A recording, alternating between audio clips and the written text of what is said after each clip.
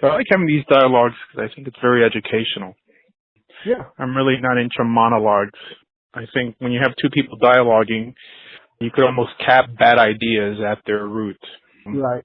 That's why I open myself up to dialogue with people who I don't see eye to eye with. Right. So tell me a little bit about yourself. Well, I grew up a Christian, and as I was getting into the college years, I actually had found out that my family were Sephardic Jews. So at the time, I really started getting into Messianic Judaism because I was still very much a Christian. And I did that for, I'd say, maybe a couple of years or so. And so during that time, during that study, I started to find issues with Jesus being God. And I started to kind of slowly, separate myself away from the more Christian side of thinking to the more Jewish side of thinking. And so I got to the point where I felt like he was still the Messiah, just that he wasn't God. And so from there, I really started talking to what they consider themselves Orthodox Jews. I was going to go through the conversion process and try to get into to kind of make it, I guess, a little bit more, to make it sound kind of conspiratorial, to kind of sneak me into just regular Orthodox Judaism. And so around this time, I actually started kind of researching more about Jesus, and I started watching a lot of videos by Rabbi Skobach from Jews for Judaism. And Jews for Judaism actually taught me logic. I started to kind of pay attention to their arguments for Jesus and how he wasn't the Messiah, and obviously, of course, how he wasn't God. And I started to really kind of take those in. And so after about a year of struggling with it, I eventually was able to let go of Jesus and just start working fully on becoming Jewish. And so I started to attend an Orthodox synagogue here in Santa Fe. And I started to really try to take on the commandments more and more as I started to really become more religious. And during that time, I was studying Kabbalah with Rav Lightman and doing his Kabbalah classes online and things like that, and started talking about evolution. And so evolution was fascinating to me. And growing up Christian, it was forbidden. So learning this... Wait, hold on. You had an Orthodox rabbi teaching you evolution under the auspices of Judaism? No. This was a different class. He does just has an online, what the heck is it called? I can't remember it now. There's a Kabbalah Center, I think is what they had. And so I would say probably the vast majority of Jews have adopted the notion of evolution into their theology. Kind of silly in my opinion that they've only done this in the last, maybe 30 years, but it's really changed the face of Judaism. But go ahead. No, it has. It really has, and that was what. And to me, that was fascinating. And so once I think there was a poor guy who died a couple of years ago. He had another. Torah center. He called himself a Facebook Rebbe, and he had a whole teaching by forget his name now. He's an Orthodox. He was a conservative Jewish physicist. Are you thinking of Gerald Schroeder? Schroeder, there you go. Yeah, Gerald Schroeder. And so I started to really listen to those talks, and around this time I was also really reading the Bible more than I used to as a Christian. And I think that's what I enjoyed about Judaism was that it was about study. We were constantly studying. And with Christianity, it was about going to church, praying, and that was it. And it was very surface. It was all very surface-like. And so around that time, I really started getting into evolution, started studying science, and then I applied the same arguments that Jews for Judaism have for Jesus, and I just applied it to the Bible. And so as I applied it to the Bible, or actually the Torah, or to the Chumash, things started falling apart. And I talked to my rabbi about it, and I was very... Can you give me an example of one of those arguments? Yeah, well, like, for instance, the false prophecies by Isaiah. Now, mind you, I disagree with Jews for Judaism on a lot of things. I try to use equal scales when judging a Christian and judging a Jew. But I would say the vast majority of things that they consider prophecies, I don't consider prophetical at all. Just so you know where I'm coming from. But go ahead. Right. And like I said, I haven't, and even now for like a year I was a militant atheist, the annoying ones, the ones that you just said anything about God and immediately I went off. But do you have an example? A specific example? Off the top of my head, no. I would have to... Because I'll probably end up agreeing with you, by the way. Was that on something against the Torah or something in the prophets? In the prophets. It was with Isaiah, and I think he was prophesying about a city that was going to be toppled over. And now, this is one thing that I teach constantly in my classes, that we can't write off the 5 books of Moses because of later man-made writings. In other words, the 5 books of Moses, and specifically the commandments in the 5 books of Moses, is what we believe we received from God directly. And everything else is there to draw you back to the 5 books of Moses. It's equivalent to someone dropping the belief in God because they stopped believing in Jesus. If we found an error in the books of the prophets, that doesn't break our religion in any way.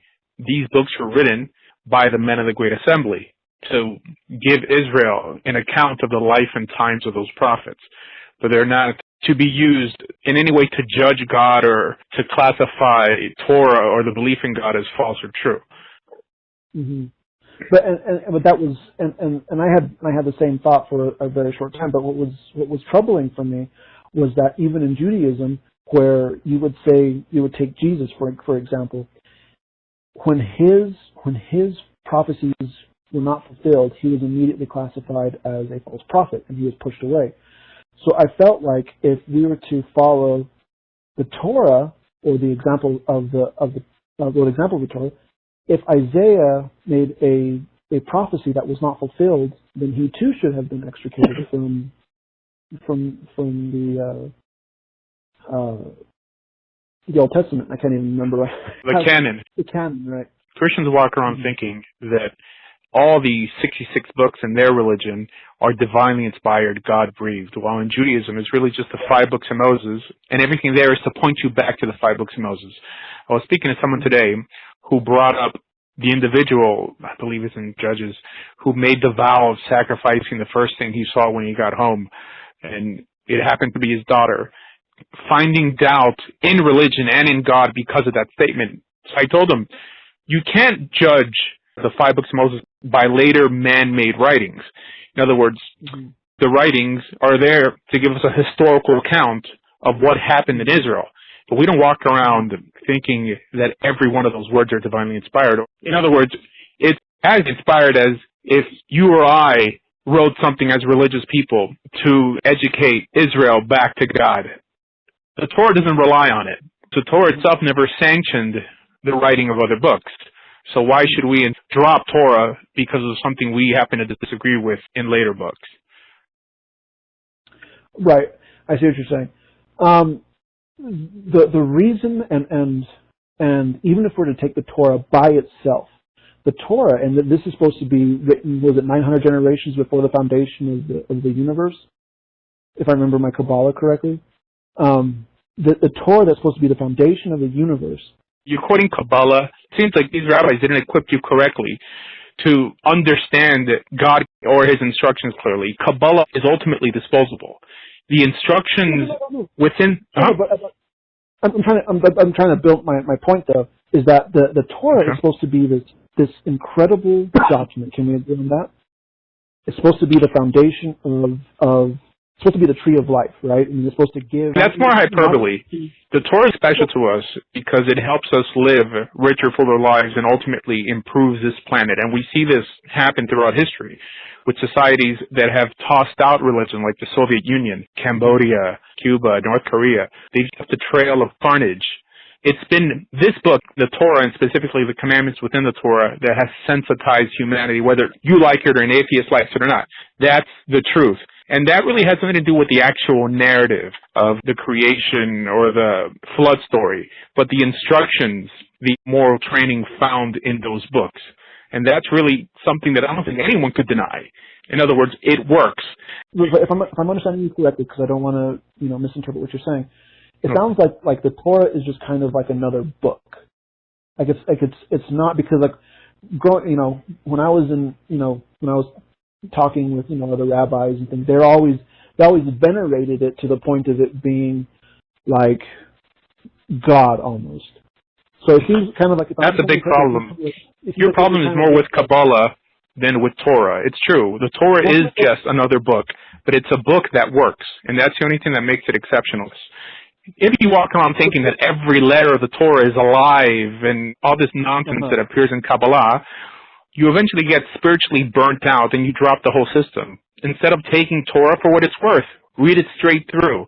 And this is what's inspired many people to live ethical and moral lives, especially the idea of having a standard to aspire to. We could think that murder is wrong. Here we have God telling us murder is wrong. There's a big difference between thinking something and knowing it. Okay, good. So now I know where you stand on that. Now, what I was trying to get to, my point was that if we could say that the Torah is truly an ethical book, and this is where I was having issues. This for me was what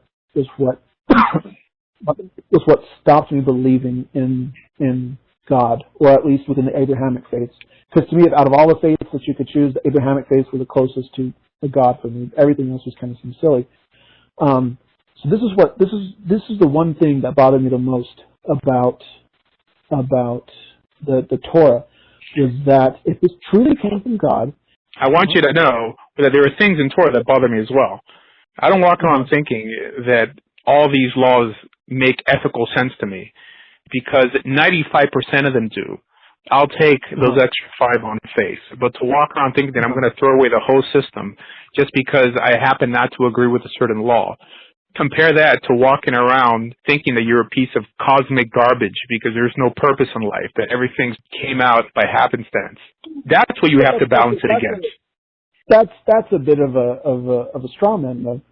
The issue that I have with the Torah, as far as being an instructional guide, was that if this truly came from God, it shouldn't have been the morals shouldn't have copied the morals of that day. The morals should have been so far advanced that you could only say, like, how could they have possibly come up with these 2,000 years ago? I don't know, what is it? Morals and ethics are not relative.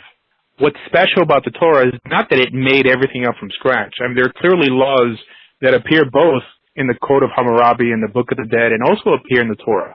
One can say that a broken clock is right twice a day, only because it chose to absorb the good of those societies does not in any way take away that it was inspired by a good God.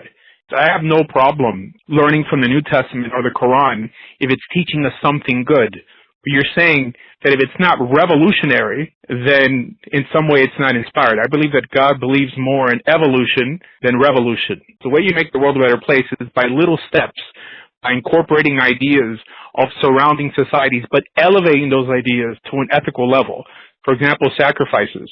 The Bible is written to a specific people, and the only way you're going to communicate with these people is not by giving them something that they cannot properly absorb, but gradually using the culture and the times that they live in to pull them out of this unethical behavior, because back then idolatry was tied into unethical behavior. It's not tied into it today because everyone's been elevated by Judaism to a certain extent, by Islam and Christianity, which are offshoots. So well, the story of Sinai, do you believe that God actually showed himself to Moses? Do you think that was... I believe that in faith. So if God himself showed you these miracles, if there was a pillar of fire by night and a cloud during the day, if he showed you these miracles and he says, and he gave you something, if he gave you a revolutionary moral or ethic, then it doesn't matter how revolutionary it is, you would follow that. If an alien came down tomorrow and he showed me the way you're supposed to live, it would suddenly change the way I felt about everything. So if you have a people, if you have, 3 million men, that 3 million or 6 million people standing there, and they saw the God or his acts, they saw all these amazing things, they saw manna falling from heaven, they saw water coming forth from the rock, they saw all these incredible things. If that person or being or whatever you want to call it said this is the way you're supposed to live, then it should have been revolutionary, and they would have followed that because they would have seen I disagree. God. I disagree, and this is really the main disagreement so far, and that's how we perceive human nature. I think if God came down tomorrow and told North Korea, this is how they should behave, of course, for 1 or 2 days, maybe a week, they would toe the line. But eventually, they would start doubting that ever even happened, or some conspiracy theory, people walking around thinking that the World Trade Center would never happen when people actually saw it. Right. This is how human nature is. It's almost in our nature to destroy ourselves. We see children born every day, things that seem miraculous, and for some reason, that doesn't sway our behavior towards anything ethical. I think the Torah was there to institute individual moral training, to institute a philosophy, but it didn't have to create everything new. Honestly, I think it's more virtuous to have a society do good for the sake of doing good than just doing good because they just saw a George Lucas light show in front of them. Sounds like it would be unethical for God to even want us to do good just because he claims to be God or because he has the power to destroy us. He gave us a standard to aspire to, and I think that this is why our patriarchs chose to follow God to begin with. Not because of heaven and hell, which is what religion is based on in general today, but they were doing good for the sake of doing good, because the afterlife is not mentioned anywhere in Tanakh. Any notion of salvation is earthly salvation. And that's something that we have to come back to, the idea that I'm going to do the right thing because it's the right thing to do. Miracles, blood, frogs, all that aside, I believe in faith that happened, but that doesn't make or break my religion. What makes my religion important and valuable is that these commandments actually work to better this planet. And that's something that's undeniable. And atheists and humanists could claim to be ethical nowadays, but they're only claiming this because they have these ethics instilled in them by either their parents or their grandparents who were in some way religious. So it's easy for them to say, I'm going to strive to be a humanist nowadays when they have a Christian backbone, but eventually their philosophy will catch up with them, like we saw with the Soviet Union, because it clearly says in the Bible that the fool says there is no God.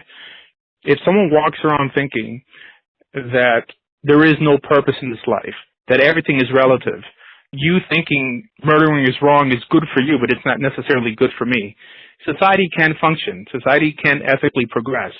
But if you think that there's a good God with an ethical plan for all of humanity, it makes you want to do the right thing.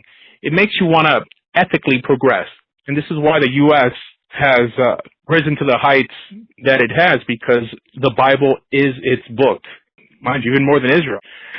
But before we get too far, I do want to go back, and I'll address your statements earlier about moral relativism.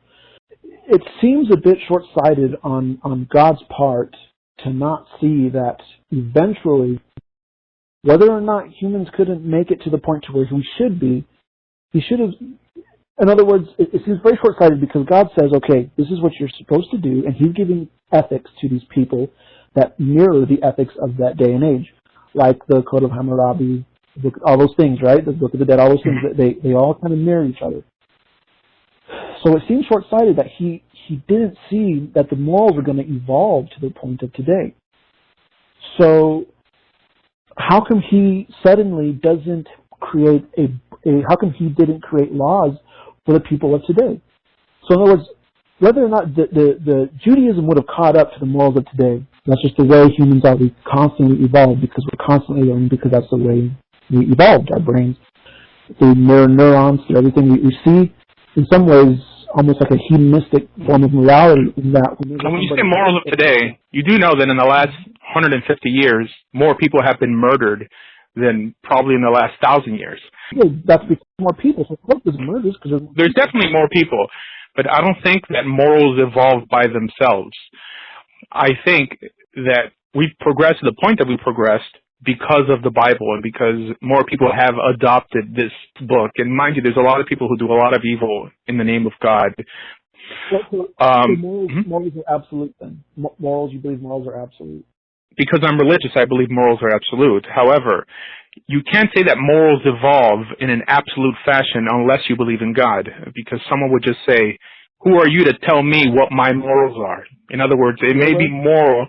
Ethical law does not evolve or establish itself in any way unless there's an ethical starting point. People have to accept it as absolutely true for anyone to buy into it. And absolutes only exist in terms of ethics if you believe in God. You could walk around with Chairman Mao's Little Red Book thinking that those are the absolute truths one should aspire to. But right when you come to that realization, you've made him God. In other words, you've said that this is an absolute truth. What gives any man the right to elevate his ideas over someone else? And this is what makes America so great, because America was founded in the belief in God, based off the 10 statements, the 10 commandments. Well, not necessarily. Most of them were deists.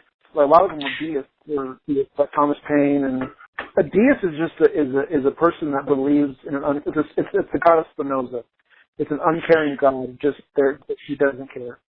I don't think Baruch Spinoza identified himself as a deist. The founding fathers believed in God, and they believed in the God of the Bible. So you have people like Thomas Jefferson who cut out the miracles, fine. But if anything, that aligned him more with traditional Judaism than evangelical today. So whether he's a deist or not, he still believes in God. So even Thomas Paine didn't believe in God. He was an atheist. One person, and I'm not even sure of the history of Thomas Paine to probably respond, but if we only have one atheist, and I'm pretty sure he wasn't an atheist, if the best you could do is one individual, one of our founding fathers, I would say the country's still religious, or was founded on a religious basis. I'd have to look it up, but it'd surprise you. It would surprise you. The majority of our founding fathers were either deists or atheists, not very atheist. I never heard it. I mean, to be an atheist at that time was unheard of. A deist is really a Christian who believes that God in some way created the world and is not involved in our daily lives, but still believes that God laid down standards that don't change. Every one of our founding fathers believed that it was wrong to murder because God said so. Whether they believed in everyday miracles or... And that's interesting to me, is that it's wrong to kill. In one breath, God says it's wrong to kill, but then... To murder. So you have all these instances where God says murder is bad, but then it's totally cool to start killing everybody. So long as, you could kill the Amalekites, you could kill the kings, you could kill people that cross-dress, you could kill kids that talk bad, you could kill people that... From a Christian perspective, but not from a Jewish perspective. Jews didn't just walk around killing people. From a Jewish perspective, we always had a court to adjudicate things like this. And the Talmud emphasizes the procedures of this court. In other words, the court didn't adjudicate someone till there were at least 2 witnesses who gave them pre-warnings, and still they would try to find loopholes to keep this person alive. In terms of the Amalekites, there's actually no actual... I'm sorry? That speaks to the love of life that Jews had, not to the love of life that God had. If God truly loved life the way he claims, then he wouldn't have put those things to begin with. Why go straight to capital punishment? In terms of cross-dressing, these are standards. Cross-dressing, being gay, talking back to your parents. It's not that easy. In terms of talking back to your parents, the laws of the wayward son, if anything, that did away with parents killing their own children, because it said that you should take them to the elders. And Jewish history teaches that no child was ever put to death. Why? Because no parent would ever take their kid to be killed. Okay? And that proves my point, is that the Jews, the human beings, they have more of a love for life than God had, because God was the one that gave that commandment, that they should do these things. He was trying to wean them away from worse sins, from worse behavior. And in terms of the Amalekites, there's no actual command to eradicate every walking Amalekite. It even appears in the books of the writings is that the person who killed Saul is called a Ger Amaleki. In other words, a convert of Amalek. And it appears like this in Jewish history, that even within the 7 Canaanite nations, whenever Israel would confront any of those nations, they would offer them peace. And they weren't allowed to surround them from 4 corners, but leave the back open for them to be able to run away. In other words, they would kill those who wanted to fight. And those who didn't either became resident aliens or full converts to Judaism. No Jew walks around thinking that they have some obligation to kill homosexuals nowadays or Amalekites nowadays. Exactly. That's because morals and ethics evolve. We've gone past. Morals and ethics haven't evolved away from the Bible. In other words, with the same Bible that told you to kill murderers is the same Bible that told you to love the widow, the orphan, the stranger. You can't have compassion without standards. Do you want a Bible that has no capital punishment at all? Do you actually see a contradiction between not murdering and not killing? I want a Bible that looks like it was written by someone other than Iron Age peasants or Iron Age, Bronze Age, whatever age they were in. They like, for instance, the whole thing with the Amalekite. It says in 1 Samuel, "Do not spare them, but kill both men and women, child and infant, ox and sheep, camel and donkey." I mean, down to the child. What happened to the verse in Ezekiel that says the son shall not die for the sins of the father? So yet you have a commandment from God telling them to kill children. Well, that's not necessarily a commandment from God, because Samuel told him to do something is not necessarily. I mean, let's make a distinction with what appears in the Torah and what Moses says or what Samuel says. To go back to the idea of the command that a child should not suffer for the sins of the parents, that's within the earthly court. However, God knows the hearts of everyone and knows the ins and outs of every situation, and sometimes kids do suffer for the mistakes of the parents. Go look at the results of alcoholism or crack babies. It happens. I'm calling that a generational curse. Mm-hmm. But if you feel that the Bible was written by a bunch of peasants, do you have an alternative? A book that in some way has done better than the Bible has in civilizing this world? Is it Das Kapital? Is it? I'm sorry? It's civilizing the Western world. Then no.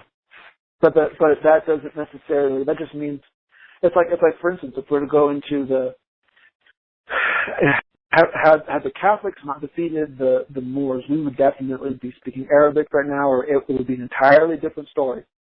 But it's because the Christians were the conquerors that we have such a widespread amount of Christianity, not necessarily, or of the Abrahamic faith. It doesn't necessarily mean that the morals were so amazing that people adopted it. It doesn't mean that So the ethics within Islam are the same biblical ethics that Jews practice. Yeah, that's the Abrahamic faith. So there were a lot of Jews who lived in Muslim countries all the way up to 1948, immigrated into Israel, and still remained to be ethical. In other words, only because the Catholic Church may have won the war against the Moors doesn't really mean anything, for sure, not from a Jewish perspective. But in other words, to make the argument that the Christian Bible or the Jewish Bible is so morally amazing or so ahead of its time that other countries adopted it just based solely on the Bible itself, just isn't true. It's because the Christians conquered the world, and that's why they're so popular. That's why if the Jews would have conquered the world, those ethics would still have been passed on. If the Muslims would have conquered the world, as much as they bash the Torah and the Quran is built off of it, so it still would have progressed ethically. I mean, mind you, Muslims in Spain, the golden age of Islam, was pretty ethical and advanced compared to even Christianity of its time. Right. And all this is because that book is exceptional. You still fail to find an alternative. Instead of saying, well, you know what, now it seems primitive to me, but it got you to where you are now. In other words, you're standing on the shoulders of giants making that statement.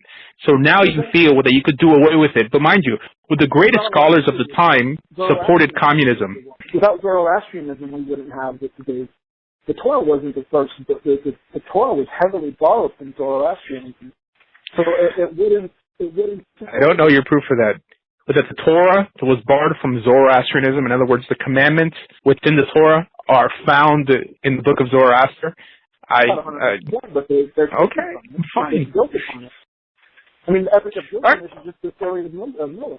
The Epic of Gilgamesh only aligns itself with Torah in the narrative of Noah.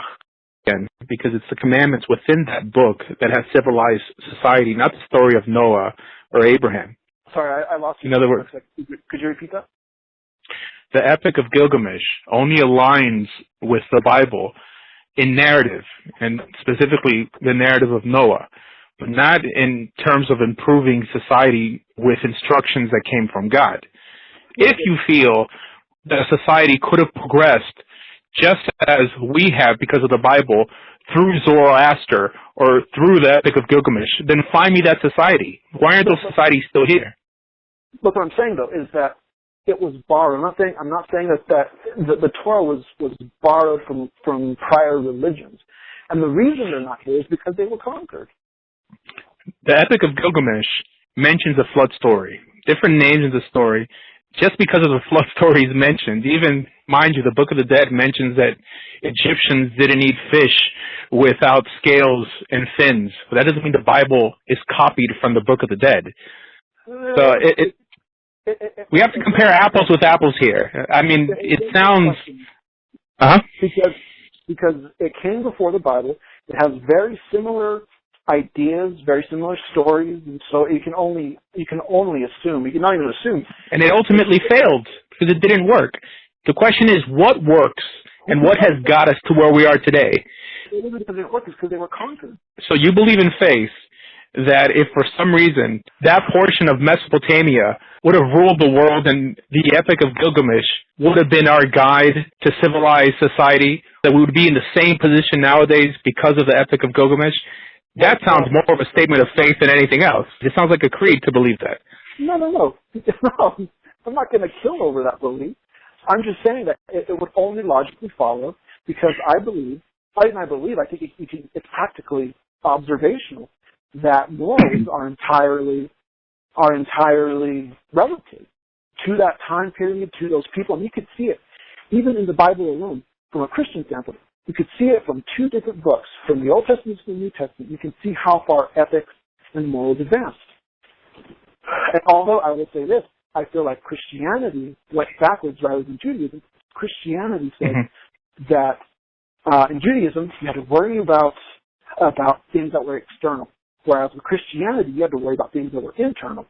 So if you even looked at a woman, and of course you could say that the rabbis had already said this before, and in the Talmud. I remember having this argument several times with Christians when I was believing Messianism. Was that with Jesus you couldn't even look at a woman in lust, you couldn't look at your brother in hate. I mean, there was all these things that were internal, and so it's almost like an OCD thing where. Do you think that statement that one who looks at a woman lustfully has committed adultery? Do you think that's an advancement? Or almost a retardation of religion? I think it's a step back because you said what the New Testament in some way progressed the ethics in the Torah. I always teach that the New Testament is ethical because it's based off the Torah, and any ethical portions in the Quran makes it ethical because it's based off the Torah. To say that ethics in some way progressed down throughout history, any society that's tried to detach its ethics from the Bible has failed. I mean, mind you, the greatest professors hopped on board with all these socialist movements. Karl Marx wasn't a dummy. Moses Hess wasn't a dummy. Chairman Mao wasn't a dummy. And they left a trail of carnage in the last 150 years that has never been seen on this planet. However, it seems that someone who just has a basic understanding of the commandments that appear in the Bible are head and shoulders above these scholars who are in some way trying to reinvent the wheel. Why is that? Because there's something special about this book. You can attach all sorts of horrible things in humanity to any amount of any other philosophies. That's just part of the nature of being human. You can find that. To me, it's not. So attaching to the Bible. You can't say that the Maos or for communist Russia or socialism, did all kinds of horrible things because they didn't believe in God. But then you have on the going, you have all this the Crusades, things that were very much by religious folks. So I mean, you can't. You think you'd be safer among atheists than, let's say, among religious Christians? Absolutely. Look at Sweden. Look at all the other places that have a lot of. Sweden is the rape capital of the world. I mean, just so you know. So you would prefer an atheist in terms of being more ethical than a Christian? Absolutely. In my experiences growing up, the ones that bullied me were Christians. The ones that accepted me were atheists. The ones that were constantly just judgmental, horrible people, because I grew up as a pastor's kid. So I know exactly what Christians are like. I would rather be in a room full of atheists than a room full of Christians, because there's no hypocrisy amongst atheists. I don't even think that makes sense. I mean, you have one group struggling against their nature, another one just letting themselves go, that basically deciding their own law as they see fit, and you're telling me that the person struggling against nature is the one not to be trusted. That's a strong man. You're I'm just using your logic here. No, that's a strong man, because you're creating this horrible atheist to try to say that all atheists are terrible and have no morals. But I never said all atheists are terrible. Well, and that's what seems to seem that way. But if you have someone trying to live by a code, trying to improve themselves via ancient ethical wisdom, versus someone who feels like there is no purpose in life, there is no definite right and wrong, it's whatever they feel in their heart, you're telling me that you're safer off with those people? Again, this is the difference. This is religious thinking. Because in religion, religious folks, they have a Bible. They have a book to go to. Atheists do not have a book to go to. There is no right, they follow their hearts. Of faithless. They come in all different shapes and sizes, all different beliefs. I mean, we have a lot of philosophy. So they follow their hearts. Yeah, what's wrong with a person's heart? Because you can believe that it's good for the collective good to allow 6 million people to starve to death, but the Christian wouldn't come to that conclusion because of the command of do not murder. History teaches you this: the Great Famine in the Ukraine, or the other Great Famine in the People's Revolution of China. In other words, I think it was Lenin who said, 1 or 2 murders is a tragedy, but 1 million is just a statistic. If you don't have something telling you it's wrong, and it's wrong because God says, I'm sorry? That's so let me ask you this then. If you were to become an atheist, would you immediately start killing people? No. Exactly. Just because if you feel like human beings would suddenly just start going crazy and start murdering and torturing people just because of a simple belief. So let me ask you the same question. If you would become an Orthodox Jew or a religious Christian, would you feel the urge to start murdering people? No. You know, that's why I feel that argument just isn't valid, because you have crazy people that get that get some people to do crazy stuff for them. My points are in the macro. I didn't mention individual atheists. I mentioned the Soviet Union, Cambodia, Cuba, North Korea. This is big picture. Okay. We can go both ways on it. So what's more likely, and mind you, it's the individual that supports these atrocities. It's secularism in the world that encouraged people to look the other way when people were being murdered in the Ukraine. In other words, it's specifically religious groups in this country that abolished slavery. Hang on, they get too far. But it was also Christians that brought slavery into America. Christians didn't bring slavery into America under the name of Christ. Slavery always existed, but it was Christians that abolished slavery. But how did they make the argument? How did they overcome that natural instinct that this is wrong? By the Bible. That may have been a church law. That may have been a church law that they created. The slavery that appears in the Bible does not resemble the transatlantic slave trade. Slavery has always existed on this planet. The question is not who had slaves, but who put an end to slavery. And it was mainly Christians. almost all Christians, they led the abolitionist movement. It was an atheist.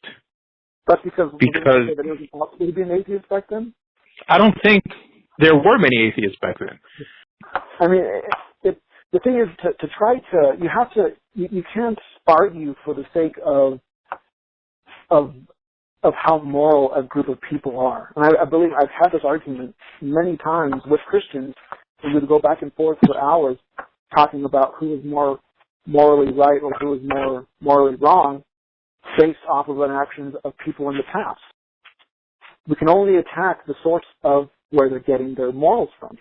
And for me, there shouldn't, if there was a God that says he's as loving as he says he is, then he wouldn't allow humans to kill another human. There wouldn't have even been like, you know what, slavery is bad. Some Christians had higher morals than the God of the Bible. The Bible said slavery was fine so long as you do certain things, certain parameters, but fast forward to, 3,000 years, and you have humans saying, you know what, slavery is wrong, and therefore surpassing the morals of the Bible, making the Bible itself. No, hold on. What do you think people in prison are? They're slaves. For all intents and purposes, they're under a system that does not allow them to go free. Now, this is very similar to biblical slavery, more of what's known as indentured servitude. It seems like you're trying to redefine these concepts as you go along. Kidnapping is wrong. Taking an innocent person and making them your servant, your butler, that's wrong. But to say that someone who steals from you, or even someone who fights against you in war, who's trying to destroy you, cannot in some way pay his debt off via servitude, that's wrong. I mean, that sounds primitive to me. You're right. Yeah, that's what the Bible did. The Bible is very primitive. No, it's the opposite. I'm saying that your approach is primitive. To say that no matter what someone does in society, that they deserve their freedom, that's primitive to me. I mean, it seems that no matter what a person does in society, okay, so like if someone rapes a woman, let's say. Okay, so you're changing the definition of the argument. We're talking about slaves from Africa. We're not talking about people that rape somebody and then suddenly we're not talking about prison systems. What I'm talking about is someone that's in. We're talking about slavery in the Bible. The slavery in the Bible does not condone the transatlantic slave trade. We have to compare apples and apples here. Sure. So explain to me what slavery was like. Let's do it like that. Explain to me what slavery was like in the Bible, in the Torah period. Slavery was very similar to indentured servitude. In other words, you owed me a barrel of wine, and you couldn't pay it off. You had to be my butler. You had to be my servant for a certain amount of time. But the idea that I could kidnap someone and make them a slave, which is what you're alluding to, does not appear in the Bible. But it's all over the Bible where they took slaves from other countries. During combat, and it was part of the world they lived in. In other words, instead of killing someone, they allowed the person to be their servant and eventually, through measures here and there, even become a citizen of Israel or the nation they were exiled to. In other words, that, in my opinion, sounds progressive instead of just killing every prisoner. But according to your logic, there's nothing that someone can do today not to lose their freedom. It's not freedom uber alles. It's not that everyone deserves because they exist. People have to earn their freedom. If someone breaks certain laws, they should be locked up. They should have their freedom taken away. And that idea is progressive. And so then what about the people that in the ancient times that were actually good people, that didn't do anything wrong, that were righteous people, that had their freedom taken away from them just because they were the opposite team, to put it in a reductionist sort of way? Torah doesn't endorse that. It does, because of course, if you take an entire city captive, it's practically inevitable that you're going to come across some people that were actually good people, that didn't rape, that didn't murder, that didn't do anything horrible. Within the laws, it says that when you beseech a city, you first offer them peace and you allow them to leave. In other words, everyone who is a combatant who's fighting against you should be taken captive and not killed.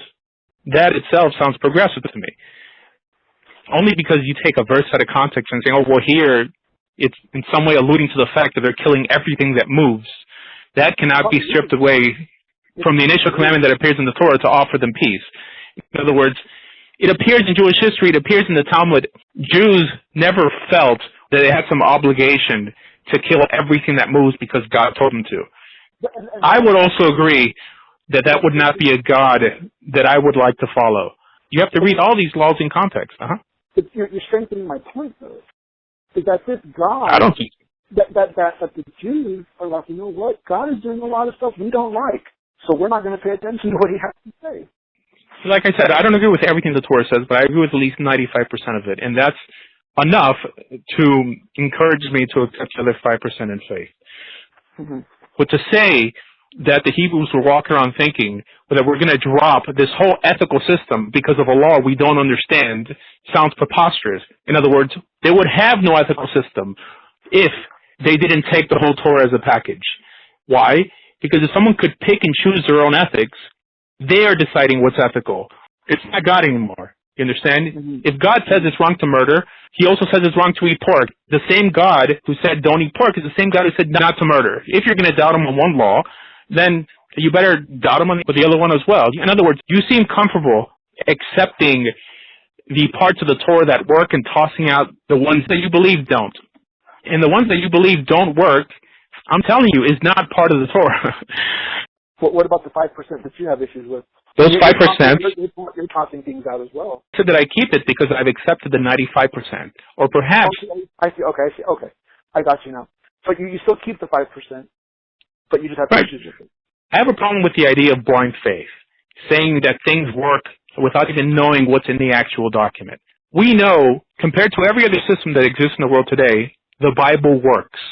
So to try to, in some way, reinvent the system and say, well, thank you very much, Torah, for getting us where we are today. We'll take it from here. Well, you know what? You're not the first person who's come up with this idea. There's many societies who not only come up with this idea, have actually implemented it and have failed over and over again. Any society that's tossed out the belief in God eventually returns to the belief in God. The Netherlands are doing pretty well, and the vast majority of them are atheists. I don't think that Western Europe is doing well at all, especially the fact that they have to import people because as non-religious people they feel no need to reproduce. Why? Because they think that life ultimately has no purpose.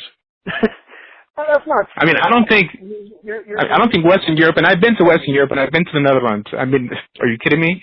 The Netherlands is the capital for child pornography and child rape in the world. Why? Because they've legalized marijuana? I would have to see that. I don't know if it's the capital. I mean, I could see Eastern Europe. Being that way, but I don't know about the Netherlands. Amsterdam. Amsterdam. That's a whole other. No, I'm just saying. You can have Amsterdam, but I'm talking about mind you, not just one city. The Netherlands is not a big country, by the way, and is pretty much personified by that one city. I mean, you have a bunch of other ones. Western Europe has a lot more problems than the U.S. has. I don't think that's a model for anyone to try to aspire to. But anyways, now we're going in circles.